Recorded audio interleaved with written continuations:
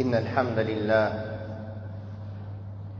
نحمده ونستعينه ونستغفره ونعوذ بالله من شرور أنفسنا وسيئات أعمالنا. من يهده الله فلا مضل له ومن يضلل فلا هادي له، وأشهد أن لا إله إلا الله وحده لا شريك له، وأشهد أن محمدًا عبده ورسوله. يا أيها الذين آمنوا اتقوا الله حق تقاته ولا تموتن إلا وأنتم مسلمون. يا أيها الناس اتقوا ربكم الذي خلقكم من نفس واحدة وخلق منها زوجها وبث منهما رجالا كثيرا ونساء، واتقوا الله الذي تساءلون به والأرحام إن الله كان عليكم رقيبا. يا أيها الذين آمنوا اتقوا الله وقولوا قولا سديدا يصلح لكم أعمالكم ويغفر لكم ذنوبكم، ومن يطع الله ورسوله فقد فاز فوزا عظيما.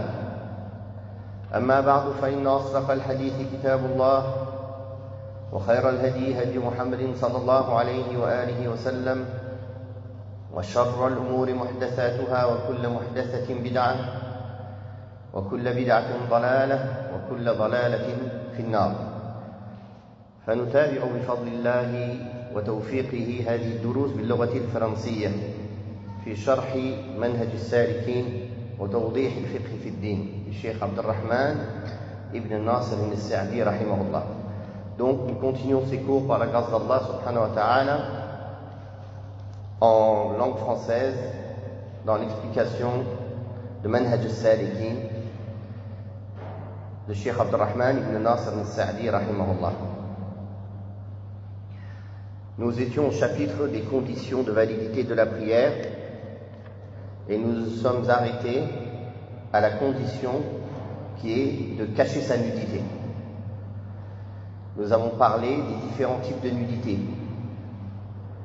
Les nudités majeures, mineures, médianes, selon le type de personnes. Les enfants, les femmes, les hommes, dans la prière, hors de la prière, etc. Il est important aussi, pour finir ce passage qui concerne l'obligation de se couvrir la nudité pour prier, le fait de différencier entre la nudité majeure et mineure, cela a un intérêt. Premier intérêt, c'est que la nudité majeure, elle ne peut être découverte qu'en cas de nécessité absolue. La nudité normale, elle peut être découverte en cas de besoin qui n'atteint pas la nécessité absolue. Ça, c'est la première utilité, de connaître cette différenciation. On a donné des exemples la fois dernière. Que la femme qui est au milieu des femmes, sa nudité majeure, c'est du genou au nombril. Le reste de son corps est la nudité habituelle, qu'elle doit couvrir obligatoirement. La majeure ou la nudité habituelle doivent obligatoirement être couvertes, même entre femmes, sauf ce qu'elle a besoin de découvrir pour travailler, c'est-à-dire ses avant-bras, son cou, ses cheveux, la moitié de ses jambes, ses pieds.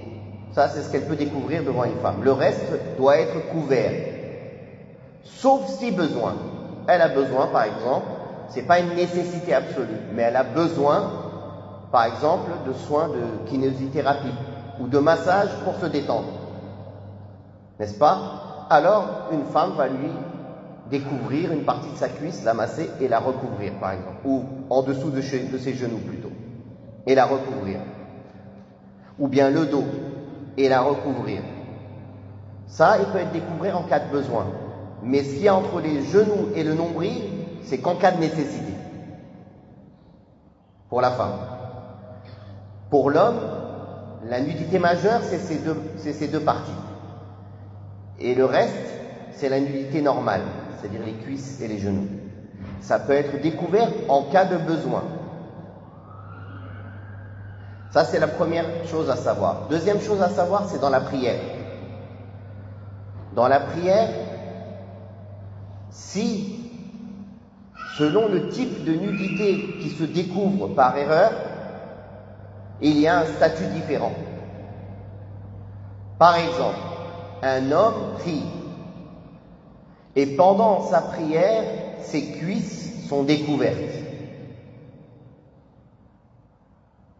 Normalement, il est obligé de couvrir entre ses genoux et son nombril, plus ses épaules, selon l'avis d'Imam Ahmed ibn Hanbal, au minimum. Ses cuisses sont découvertes, une partie, le bas de ses cuisses sont découvertes. Si c'est tout au long de la prière, sa prière est nulle. Si c'est un court moment, même si c'est un large endroit de la nudité qui est découverte, mais seulement un court moment, c'est-à-dire dans un faux mouvement, ça s'est découvert puis recouvert, ça n'atteint pas la validité de la prière. Et si c'est une petite partie de la nudité habituelle qui est découverte, c'est-à-dire une partie de sa cuisse, une petite partie, mais tout au long de la prière, un long moment, cela n'annule pas sa prière. Par contre, si c'est la nudité majeure, c'est-à-dire ces deux parties intimes, si c'est découvert un court moment, par inadvertance bien sûr, et ça se recouvre, ça n'annule pas la prière. Et si c'est découvert un long moment, même si c'est une petite partie, ça annule la prière. Donc, on voit la différence entre la nudité majeure et mineure sur ce point-là. Il en est de même pour la femme. La femme qui, dans la prière, une partie de sa nudité générale, habituelle, non pas mineure. Pour cette partie, cette classification, on dit la nudité majeure et la nudité habituelle, pas mineure. Si une partie de sa nudité habituelle, hors de la nudité majeure, se découvre pendant la prière, même si c'est une très grande partie, mais un très court moment, cela n'annule pas sa prière.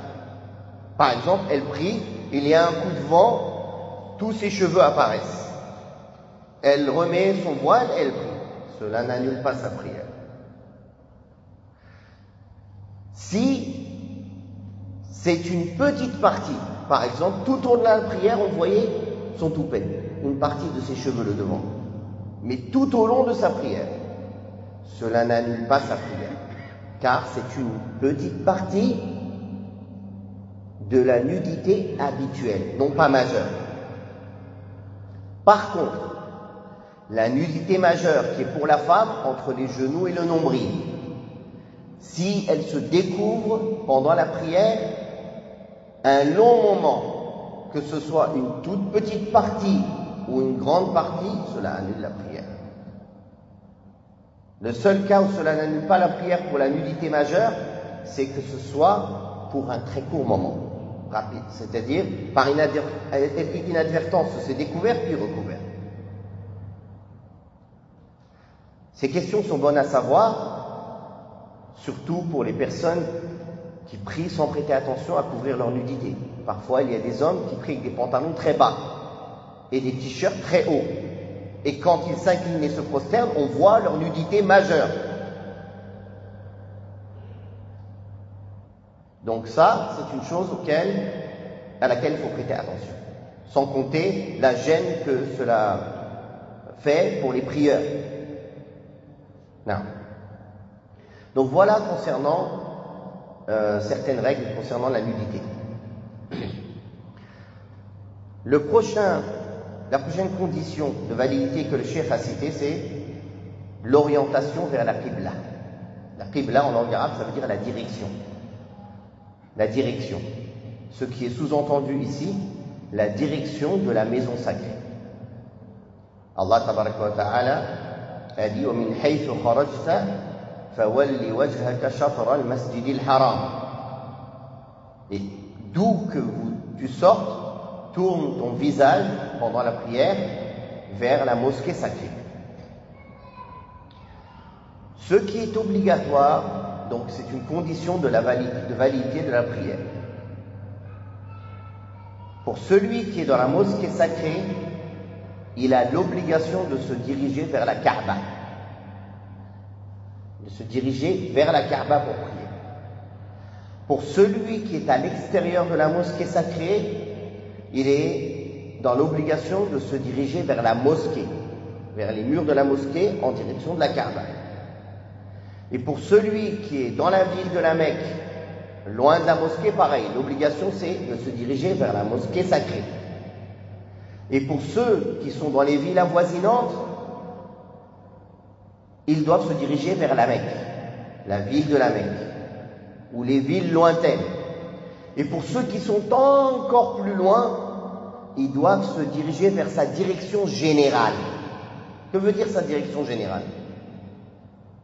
C'est-à-dire que si, comme le prophète sallallahu alayhi wa sallam a dit, ils étaient à Médine. Médine, c'est au nord de la Mecque. D'accord? Pour les gens de Médine et pour les gens du Cham, de Syrie, la Qibla, c'est le sud. Sud, sud-est ou sud-ouest, c'est valide. Sauf s'ils sont complètes est ou ouest, c'est invalide. C'est invalide. Tant qu'ils sont entre le sud-est et le sud-ouest, c'est valide. Ceux qui sont à l'ouest de la Mecque, comme les gens en Europe, en France, en Afrique du Nord, ils sont à l'ouest de la Mecque. On va dire l'Afrique du Nord, parce que l'Europe c'est plus haut. Ils sont à l'ouest de la Mecque, n'est-ce pas? Alors pour eux, la Qibla, c'est en direction du lever du soleil. C'est facile pour eux. À l'est. À l'est, au sud-est et au nord-est, c'est valide. Par contre, s'ils prient vers le sud ou vers le nord, c'est invalide. C'est clair? Donc il y a une tolérance. Il y a une tolérance dans la direction qui est assez large. C'est pas la peine de prendre des compas et des boussoles. D'ailleurs, les savants ont même parlé de ça aujourd'hui, avec l'apparition des boussoles numériques. Certaines mosquées ont été construites anciennement, la Qibla n'est pas tout à fait droite. C'est-à-dire que la boussole, on voit la Qibla comme ça, et la mosquée, elle est comme ça. Qu'est-ce qu'on fait? On n'est pas dans l'obligation d'utiliser des boussoles. Allah ne nous a pas ordonné d'utiliser des boussoles. Si on veut l'utiliser, on l'utilise. Mais l'obligation, c'est de prier vers la direction de la Mecque. Donc on ne va pas changer toute la mosquée, on ne va pas casser les murs et refaire la mosquée de 15 degrés à gauche ou à droite. On reste, on prie comme on est, la prière est valide. Barakallahu fikum. Car ce n'est pas parce que des nouveaux moyens, maintenant avec les boussoles GPS qui sont encore plus précises, sont apparus, que cela annule le statut juridique de ce qui est obligatoire. Taïb.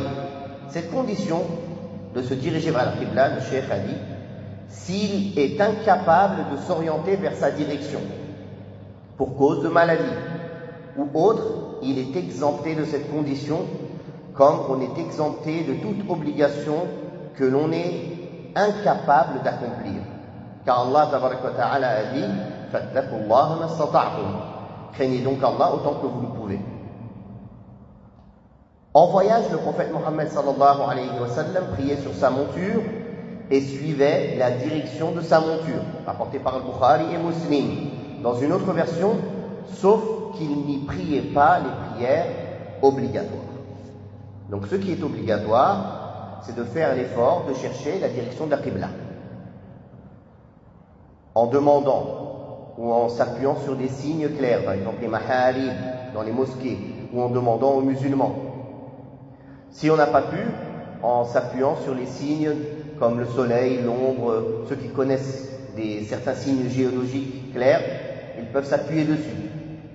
Si après avoir fait son maximum, il ne sait pas, il prie dans la direction qu'il pense être bonne. Si au cours de la prière, il est informé de la bonne direction, il change de direction pendant qu'il prie. S'il en a été informé après la prière, il n'a rien à faire. Sa prière est valide. Tant qu'il a fait son effort. Par contre, s'il vient, il prie, sans demander à personne, sans chercher à savoir, et il s'est rendu compte qu'il a prié dans un mauvais sens, il doit recommencer sa prière, car il n'a pas fait son maximum pour connaître la direction de la Mecque.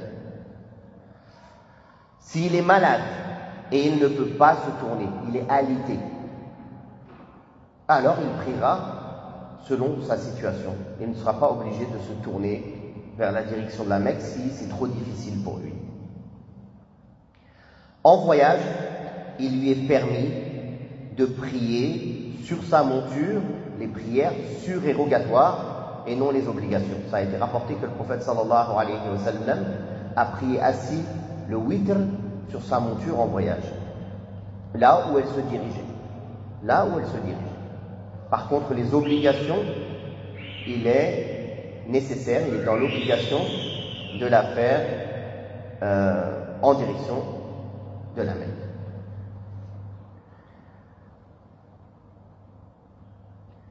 Parmi les conditions de validité de la prière, qui est une condition qui est avant et qui doit nous accompagner pendant la prière, il y a l'intention. Car le prophète sallallahu alayhi wa sallam a dit « Innama al-a'malu bin-niyat wa innama likulli imri'in ma nawa » L'intention, c'est que l'on sache quelle prière on fait, tout simplement, qu'on ait dans le cœur l'intention de faire la prière de Dhuhr, obligatoire de Dhuhr, tout simplement.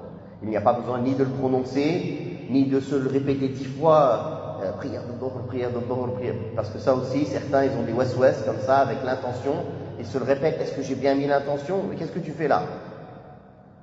Si tu n'avais pas l'intention, qu'est-ce que tu fais là? Je ne sais pas ce que tu fais. Tu es venu sans réfléchir, tu as fait les ablutions, tu es rentré à la mosquée comme ça, tu t'es réveillé, tu es somnambule. Non. Si on demandait à un être humain de faire quelque chose sans intention, il n'y arriverait pas. Car on ne fait rien sans objectif. Il n'y a qu'un fou qui fait des choses sans objectif. Quand quelqu'un, on voit tourner dans tous les sens et dire n'importe quoi, on dit t'es fou. Pourquoi on dit t'es fou? Parce qu'il n'a pas d'objectif dans ce qu'il fait. N'est-ce pas? Alors, il ne faut pas trop se poser de questions, c'est pour ça qu'il ne faut pas trop se poser des questions sur la question de l'intention. Est-ce que j'ai mis l'intention? Est-ce que j'ai pas mis l'intention? Attends, je vais remettre l'intention. Et tu vois des gens, l'imam il a fait takbirat al-ihram et lui il est comme ça. En train de souest tout seul, prière de Dhuhr, prière de Dhuhr, prière de Dhuhr. C'est bon, on a compris, prière de Dhuhr, Allahu Akbar, rentre dans la prière, barakallahu fik. Donc attention, ça c'est vraiment un piège aussi de shaitan. C'est bien de se le rappeler, de se rappeler l'intention, c'est-à-dire de se concentrer avant le début de la prière, de se concentrer, de se rappeler qu'on est devant Allah, de renouveler son intention et de l'avoir à l'esprit pour être bien concentré. Mais il ne faut pas ouvrir la porte du waswas, des insufflations de shaitan. Non. Puis le cheikh a commencé à parler des lieux dans lesquels on peut prier. Et il a dit, la prière est valide dans n'importe quel endroit. Ça, c'est la première règle. La prière est valide dans n'importe quel endroit. Donc, si tu as un doute, si tu peux prier à un endroit ou non, la base, c'est que tu peux prier partout. Sauf exception, les endroits qui ont été cités dans lesquels on ne peut pas prier. Tout autre endroit que ces endroits cités dans lesquels on ne peut pas prier, on peut prier. C'est ça la règle. Premièrement, dans les endroits souillés, c'est-à-dire que le lieu où on prie, il y a des impuretés. Mais quand on parle du lieu où on prie, c'est de l'endroit où on se met debout jusqu'à l'endroit où on se prosterne et en largeur de l'endroit de la main à l'autre main. il y a des impuretés dans ce rectangle-là. Alors on ne peut pas prier sur cet endroit-là. On parle d'impuretés, les impuretés dont on a parlé dans le cours des souillures. Ce qui est considéré comme une impureté en islam. Pas ce qui est considéré comme une impureté pour toi, ou une saleté. Bien sûr, il vaut mieux prier dans un endroit propre. Mais il y a des endroits sales qui restent purs, qui ne sont pas impurs, qui ne sont pas souillés par des impuretés. Ils sont sales. Il y a de la boue, il y a de la terre, il y a peut-être des crottins de vaches. Mais tu peux prier. Parce qu'on avait dit auparavant, par exemple, que le crottin de vache, ce n'est pas une impureté. Donc, ce qui est interdit, c'est de prier dans un endroit, sur un endroit souillé. Mais alhamdulillah, il suffit de poser quelque chose dessus pour que ce ne soit plus interdit. Même si en dessous il y a de l'impureté, mais ce sur quoi on prie, si c'est pur, on peut prier. Par exemple, si on met un tissu dessus, un carton, n'importe quel vêtement, objet pur, par-dessus, alors on peut prier. Ça c'est un. Deuxième endroit, les lieux usurpés ou spoliés.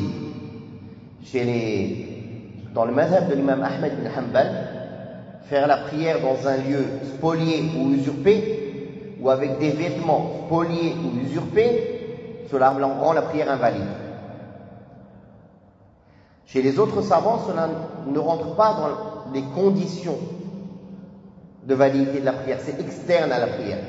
Donc la personne est pécheur du fait de se trouver dans cet endroit, parce que ça ne lui appartient pas et il n'a pas l'autorisation d'y entrer, mais cela ne joue pas dans la validité ou l'invalidité de sa prière. Le troisième endroit, dans les cimetières. Il est interdit de prier les prières obligatoires ou surérogatoires dans les cimetières. Ou, même, et quand on dit cimetière, cela comporte deux choses. Soit une tombe, ça suffit. Une seule tombe, ça suffit pour être considéré comme un cimetière. Une tombe, présente devant nous. Soit un lieu dédié pour enterrer les gens, qui est délimité par des murs. Même si l'endroit où on se trouve, nous, il n'y a pas de tombe. C'est-à-dire, c'est un coin du cimetière où il n'y a pas de tombe. Mais il fait partie du cimetière. Alors, il est interdit d'y prier. Les prières obligatoires, comme les prières surérogatoires, le seul cas d'exception chez certains savants, c'est la prière de janaza, la prière mortuaire. Et même sur ça, il y a discussion. Certains disent, le seul cas où c'est permis, c'est si la personne a été enterrée sur sa tombe. Car on n'a pas pu prier sur lui, il est sur sa tombe, on n'a pas le choix. Donc on prie sur sa tombe, comme le prophète sallallahu alayhi wa sallam a fait sur la femme qui nettoyait la mosquée. Il a prié sur sa tombe. Donc, en dehors de ça, on ne prie pas, on ne prie aucune prière devant une tombe, sur une tombe ou dans un lieu dédié pour les morts, pour enterrer les morts. L'autre lieu qui est cité ici dans le livre, il est dit dans les toilettes, et je vous ai dit que le mot hammam en arabe, il ne désigne pas les toilettes, comme on l'entend nous. Il désigne peut-être les toilettes dans son sens premier, l'endroit où on fait sa toilette, c'est-à-dire où on se lave. Mais quand on dit hammam, ça veut dire l'endroit où on se lave, la salle de bain. Et ce n'est pas les toilettes dans le sens, l'endroit où on fait ses besoins.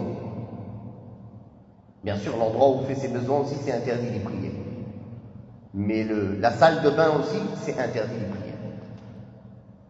Parmi les choses qui ont été citées, c'est le hadith du prophète sallallahu alayhi wa sallam, où il a interdit de prier dans les cimetières et dans les salles de bain, dans les hammams. Et les savants citent plusieurs causes. Ils disent car c'est un endroit où en général on se débarrasse de ces impuretés. Et d'autres citent c'est un endroit où on se déshabille et où il y a la présence des shayatin. La présence des shayatin. Et cette illa, cette cause, on la retrouve dans un autre lieu dans lequel il est interdit de prier, c'est les enclos des chameaux et des dromadaires. Le prophète sallallahu alayhi wa sallam a autorisé de prier dans les enclos des vaches et des moutons, et il a interdit de prier dans les enclos des dromadaires et des chameaux. Pourtant, ce sont tous des animaux halal à manger. Leur crottin n'est pas impur. Certains pourraient se dire pourquoi c'est interdit de prier dans l'enclos des chameaux et des dromadaires et pas dans l'enclos des vaches et des moutons. Le prophète sallallahu alayhi wa sallam a dit dans un autre hadith que les dromadaires, que les chameaux ont été créés de djinn, du djinn. Certains savants ont expliqué, c'est-à-dire qu'ils ont un comportement comme les satans. Ils sont très fougueux et tu peux prier, ils peuvent t'écraser, te cogner, te tuer pendant ta prière. Wallahu a'lam. Quoi qu'il en soit, ceci ne sont que des explications des savants. Mais ce que l'on sait, c'est que le prophète sallallahu alayhi wa sallam a interdit de prier dans les enclos de dromadaires et de chameaux. Bien sûr, il est interdit de prier dans l'endroit où on fait ses besoins aussi. On ne prie pas dans ces endroits-là. Voilà les lieux que le cheikh a cités. Puis il a cité le hadith rapporté par Tirmidhi, où le messager d'Allah sallallahu alayhi wa sallam a dit « Toute la terre est un lieu de prière. Al-ardu kulluha masjidun illa al-maqbaratu wal-hammam » sauf le cimetière et la salle de bain. Après cela, le cheikh est passé au chapitre de la description de la prière. Bismillah, alhamdulillah, wa salatu wa salam ala rasulillah, Allahumma aghfir lana wa li shaykhina wa al-musannif wa lil-muslimin. La description de la prière. Il est recommandé qu'il se rende à la prière en toute sérénité et dignité. Lorsqu'il rentre dans la mosquée, il dit Bismillah wa salatu wa salam ala rasulillah, Allahumma aghfir li dhunubi waftah li abwaba rahmatik. Au nom d'Allah, que les prières et les salutations soient sur le messager d'Allah. Ô Allah, pardonne mes péchés et ouvre-moi les portes de ta miséricorde. Il devance son pied droit en entrant à la mosquée et devance le pied gauche en sortant. Il récite la même invocation, sauf qu'il dit à la fin Waftah li abwaba fadlik, et ouvre-moi les portes de tes bienfaits, comme rapporté par Ahmed et Ibn Majah. Lorsqu'il se lève pour prier, il dit Allahu Akbar, Allah est le plus grand. Il lève ses deux mains au niveau de ses épaules ou du lobe des oreilles, et cela à 4 endroits. Lors du takbir de sacralisation, lors de l'inclinaison, en se relevant de l'inclinaison, en se relevant du premier tashahhud, conformément au hadith authentique rapporté du prophète sallallahu alayhi wa sallam. Il pose sa main droite sur la gauche, au-dessus de son nombril ou en dessous de celui-ci, ou bien sur sa poitrine. Puis il dit Subhanaka Allahumma wa bihamdik, wa tabarak ismuk, wa ta'ala jadduk, wa la ilaha ghayruk. Gloire et louange à toi, ô Allah, que ton nom soit béni et que ta majesté soit exaltée, nulle divinité à part toi. Où il récite d'autres invocations d'ouverture de ce qui a été rapporté du prophète sallallahu alayhi wa sallam.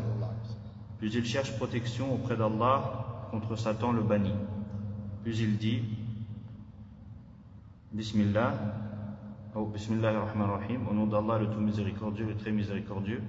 Puis il récite la Fatiha. Puis il récite une autre sourate dans les 2 premières unités des prières composées de 3 ou 4 unités. Dans la prière du Fajr, parmi les longues sourates détaillées. Dans la prière du Maghrib, parmi les sourates courtes. Dans les autres prières, parmi les sourates moyennes. Il récite à voix haute dans les prières nocturnes et à voix basse dans les prières diurnes, excepté pour la prière du vendredi, celle de l'Eid, de l'éclipse et de la pluie, où il lira à voix haute. Puis il dit Allahu Akbar. Puis il pose ses 2 mains sur les genoux. Puis il aligne sa tête au niveau de son dos.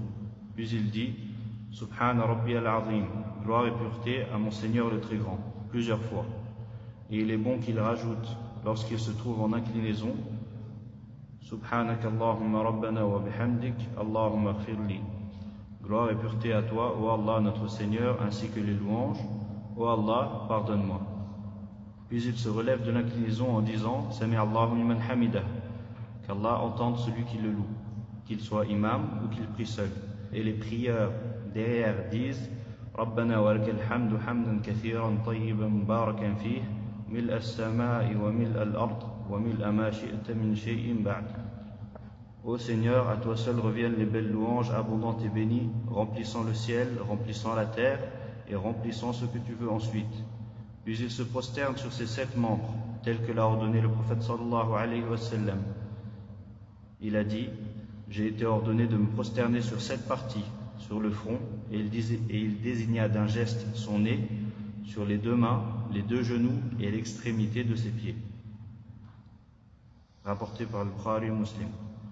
Puis il dit, Subhan Rabbi al-A'la, gloire et pureté à mon Seigneur le Très-Haut. Puis il prononce le takbir. Il s'assoit ensuite sur son pied gauche et lève le pied droit. Ceci est la position dite de al-iftirash. Il s'assied de la sorte dans toutes les positions assises de la prière, sauf pour la dernière assise lors du dernier tashahhud. Il prend la position dite du tawarruk, qui consiste à s'asseoir par terre et de passer la jambe gauche sous la droite. Puis il dit Rabbi ighfirli warhamni wahdini warzuqni wajburni wa'afini. Ô Seigneur, pardonne-moi, fais-moi miséricorde, guide-moi, accorde-moi ma subsistance, compense mes manquements et préserve-moi. Puis il entame la deuxième prosternation de la même manière que la première. Puis il se relève sur ses 2 pieds en prononçant le takbir. Donc, le cheikh a entamé le chapitre de la description de la prière. Babu sifati as-salah. C'est la première partie. Il y aura une deuxième partie, Inch'Allah. Dans sa première partie, quand le cheikh ici décrit la description de la prière, il entend par là la meilleure manière de la pratiquer, et non pas que les obligations. Il y cite dedans des actes qui sont des piliers obligatoires, d'autres actes qui sont des obligations sans être des piliers, et d'autres actes qui sont des sunan. Il n'y cite pas toutes les sunnas de la prière. Il en cite une partie seulement, les plus répandues, les plus importantes, connues. Mais il y a beaucoup d'autres sunnas dans la prière que l'on apprend dans les différents livres expliquant la manière d'accomplir la prière, ou bien dans les livres de hadith du prophète sallallahu alayhi wa sallam. En effet, le prophète sallallahu alayhi wa sallam a dit dans le sens du hadith que la personne prie, se lève pour prier, et on ne lui inscrit que 1/10 de sa prière, ou 2/10 de sa prière, ou 3/10 de sa prière, etc. Ceci en fonction de sa sincérité, sa concentration et sa mise en pratique des différentes sunnas dans la prière. Plus la personne est sincère, concentré, humble, et qu'il met en pratique les différentes sunnas que le messager d'Allah sallallahu alayhi wa sallam a enseigné dans sa prière, et plus il aura des récompenses, plus sa prière sera récompensée et aura une grande valeur auprès d'Allah subhanahu wa ta'ala. Et moins il est concentré, moins il est sincère, moins il met en pratique les différentes sunnas rapportées du prophète sallallahu alayhi wa sallam dans la prière, et moins il a de récompenses dans sa prière. Il peut y avoir, comme a dit Ibn al-Qayyim rahimahullah, 2 personnes qui prient l'une à côté de l'autre. En apparence, elles prient exactement de la même manière. Mais auprès d'Allah, la prière de l'un par rapport à celle de l'autre est comme la différence qu'il y a entre le ciel et la terre. Et comme la différence qu'il y a entre le ciel et la terre, alors qu'ils sont côte à côte. Voilà ce qui est voulu par ce chapitre, d'apprendre comment était la manière dont le prophète sallallahu alayhi wa sallam accomplissait la prière. Vous allez trouver ici le cheikh citer certaines sunnas, citer certaines pratiques, et ne pas en citer d'autres. Vous allez trouver qu'il va citer certaines façons de faire dans la prière qui sont différentes de ce que vous avez pu lire ailleurs ou entendu dans d'autres cours. Mais en réalité, il ne faut pas s'empresser à juger que telle ou telle parole est fausse ou telle parole est faible sans avoir poussé beaucoup plus loin dans la science.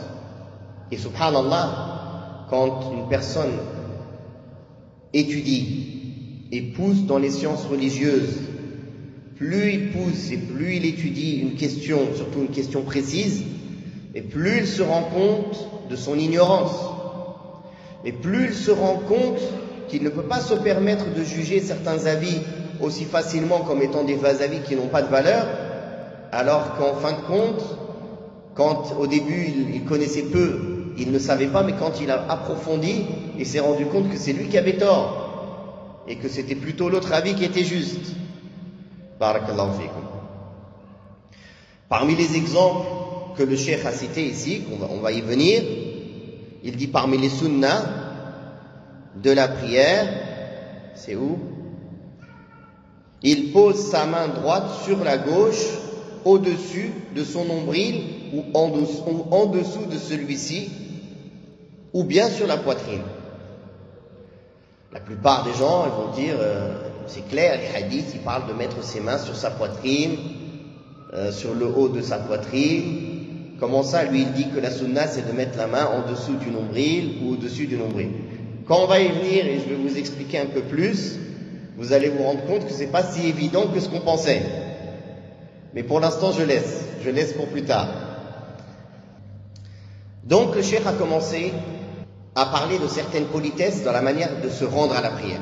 Il a dit, il est recommandé de se rendre à la prière en toute sérénité et dignité. En toute sérénité dans ses mouvements, c'est-à-dire qu'on ne fait pas des mouvements brusques. Et waqar, ce qui est voulu par le waqar, la dignité, c'est qu'on ne laisse pas ses yeux se balader partout. C'est-à-dire on est concentré sur notre chemin pour aller à la prière. On y va calmement et nos yeux ne se baladent pas partout. On baisse le regard et on se concentre déjà pour ce pourquoi on va, c'est-à-dire pour la prière. Ça, c'est la première des politesses, la manière de se rendre à la prière, déjà. Effectivement, la manière de se préparer à la prière, les ablutions, les vêtements, le fait de s'y rendre assez tôt, le fait de marcher avec sérénité, en ne laissant pas traîner son regard partout, en étant concentré, tout ceci montre la valeur que l'on donne à cette prière. Et tout ceci aide à préparer une bonne prière, une bonne salat. Lorsqu'il entre à la mosquée, il entre du pied droit en disant Bismillah, wa salatu wa salamu ala rasulillah, Allahumma ighfir li dhunubi, wa ftah li abwaba rahmatik. Il rentre du pied droit et il dit cette dua qui a été rapportée du prophète sallallahu alayhi wa sallam, où il y a une autre dua aussi qui est rapportée. أعوذ بالله العظيم وبوجهه الكريم وسلطانه القديم من الشيطان الرجيم. Puis pour sortir, quand il sortira de la mosquée, il sortira du pied gauche et il dira la même dua, sauf qu'à la fin, au lieu de dire waftah li abwab rahmatik, il va dire waftah li abwab fadlik, comme il a été rapporté dans les hadiths rapportés par l'imam Ibn Majah et l'imam Ahmad. Lorsqu'il se lève pour prier, il dit Allahu Akbar. Premièrement, il doit se lever pour prier. Il doit prier debout. Et il doit dire Takbirat al-Ihram debout. Si une personne a une excuse pour ne pas pouvoir rester debout, mais qu'il peut faire Takbirat al-Ihram debout, il doit d'abord faire Takbirat al-Ihram debout puis s'asseoir. S'il avait la capacité de faire Takbirat al-Ihram debout Mais sauf qu'il ne peut pas rester longtemps debout. Il peut faire takbir et puis il a besoin de s'asseoir après. Et qu'il ne l'a pas fait, sa prière n'est pas valide. Car c'est une condition de faire takbirat al-ihram debout. Il n'y a que celui qui n'a pas la capacité qui peut négliger cette condition ou délaisser cette condition. Et il dit Allahu Akbar. On ne peut pas entrer en prière d'une autre manière qu'en disant Allahu Akbar. Et ceci est un pilier obligatoire de la prière. Sans dire cela, la personne n'est même pas entrée en prière. S'il vient, il se lève, il récite le Fatiha, il fait tout ce qu'il veut, mais il n'a pas dit Allahu Akbar, c'est comme s'il récitait comme ça. Il n'est pas entré en prière. Pour entrer en prière, il faut qu'il dise Allahu Akbar. Et il lève les deux mains au niveau des épaules ou du lobe des oreilles. Et cela à 4 endroits, à 4 moments dans la prière. Quand le cheikh dit il lève les deux mains au niveau des épaules ou des oreilles, car il y a des hadiths qui parlent de lever les deux mains au niveau des épaules et d'autres qui parlent de lever les deux mains au niveau des oreilles. Ça ne veut pas dire par là toucher les oreilles, au niveau des oreilles. Et certains savants ont réuni entre les deux. Ils ont dit le début de la main il est au niveau des épaules et le bout des doigts il est au niveau des oreilles. En faisant ça, tu as pratiqué les deux hadiths. D'autres savants voient que c'est la porte est large en cela. Tu peux lever les mains un peu plus haut, le centre de tes mains au niveau des oreilles ou le centre de tes mains au niveau des épaules. Tout ceci est valide, Inch'Allah. Tout ceci est valide, Inch'Allah. De toute façon, lever les mains pour takbirat al-ihram est une sunnah. Si la personne ne l'a pas fait, sa prière reste valide. Taïb, on reprendra ici, Inch'Allah, takbirat al-ihram et les différents endroits où on lève les mains dans la prière. Wallahu ta'ala a'la wa a'lam. Wa sallallahu ala Muhammadin wa ala alihi wa sahbihi wa sallam. Wa barakallahu fikum.